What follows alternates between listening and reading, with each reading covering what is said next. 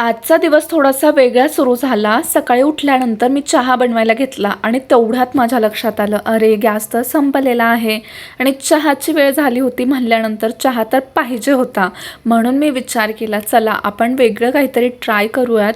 म्हणून मी आज पहिल्यांदाच ह्या इलेक्ट्रिक केटलमध्ये चहा बनवायचं ठरवलं आणि ते चहा मी बनवायला घेतला. आणि खरं सांगायचं ना तर मला थोडीशी असं शंका येत होती की ह्याची टेस्ट कशी होईल, पण सरप्रायझिंगली हा चहा एवढा छान झाला होता ना. आणि जसं आपण गॅसवरती बनवतो सेम तशीच टेस्ट होती, काहीही फरक नव्हता.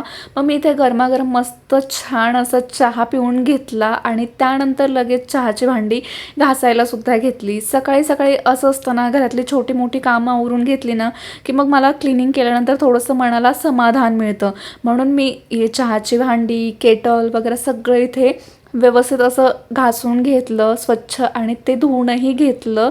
आणि बाहेर बघितलं ना तर आजचं वातावरण एवढं छान झालं होतं आणि गॅलरीमध्ये गेले ना तर एवढा भारी पाऊस चालू होता ना. आणि हे पावसाचं वातावरण मला खूप जास्त आवडतं.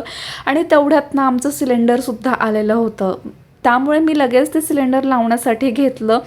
मी तर सिलेंडर लावत असताना ना 2 ते 3 वेळेस क्रॉस चेक करत असते की ते व्यवस्थित बसलं आहे का. आणि त्यानंतर माझं इथे बसून झालं होतं आणि बाकीची जी कामं होती तीही करायला घेतली.